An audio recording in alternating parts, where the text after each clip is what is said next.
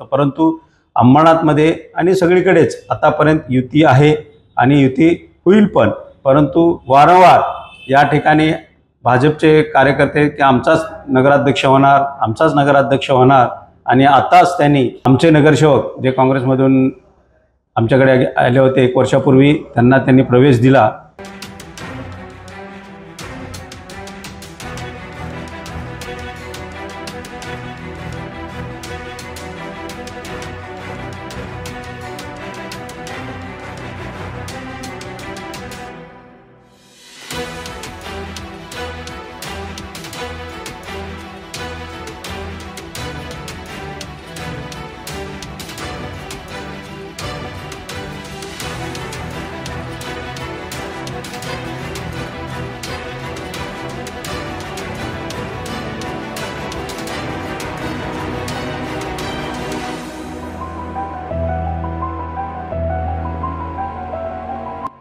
सुरेंद्र यादव हे 2015 साली काँग्रेसच्या तिकिटावर नगरसेवक म्हणून निवडून आले।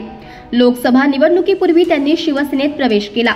आता अंबरनाथ पालिकेच्या निवडणुकीच्या तोंडावर भाजपा प्रदेशाध्यक्ष रवींद्र चव्हाण यांच्या उपस्थितीत त्यांनी भाजपामध्ये प्रवेश केलाय।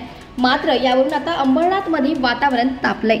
मुख्यमंत्री देवेंद्र फडणवीस, उपमुख्यमंत्री एकनाथ शिंदे आणि उपमुख्यमंत्री अजित पवार यांनी मित्र पक्षातील माजी नगरसेवक किंवा पदाधिकाऱ्यांना एकमेकांच्या पक्षात प्रवेश द्यायचा नाही असं ठरवलं होतं।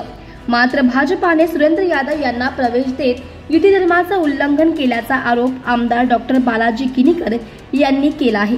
तसंच भाजपा जर युती धर्माचं पालन करणार नसेल तर आमच्याकडेही भाजपाच्या माजी नगरसेवकांची आणि पदाधिकाऱ्यांची मोठी यादी तयार आहे, असा थेट इशारा आमदार किनीकर यांनी दिला आहे। त्यामुळे आता भाजपा यावर काय भूमिका घेते हे पाहणे महत्त्वाचे असणार आहे। सन्माननीय मुख्यमंत्री देवेंद्र फडणवीस साहेब व सन्माननीय उपमुख्यमंत्री एकनाथजी शिंदे साहेब, अजितदादा यांनी मित्रपक्षाचे कोणतेही नगरसेवक किंवा कार्यकर्ते घ्यायचे नाही, असं युतीधर्म पाळायचं असं होतं। परंतु अंबरनाथमध्ये आणि सगळीकडेच आतापर्यंत युती आहे आणि युती होईल पण, परंतु वारंवार या ठिकाणी भाजपचे कार्यकर्ते की आमचाच नगराध्यक्ष होणार आणि आताच त्यांनी आमचे नगरसेवक जे काँग्रेसमधून आमच्याकडे आले होते 1 वर्षापूर्वी त्यांनी प्रवेश देऊन हा युती धर्म पाळला नाही। परंतु आमच्याकडेही आज त्यांचे काही नगरसेवक आमच्याकडे आले होते, पण आम्ही युती धर्म पाळला होता आणि त्यांना प्रवेश दिला नव्हता। परंतु आम्ही सांगू इच्छितो की आमच्याकडेही भाजपची भली मोठी यादी आहे, आम्ही ॲक्शनला रिॲक्शन देऊ शकतो, असंच आम्ही त्यांना सांगू इच्छितो।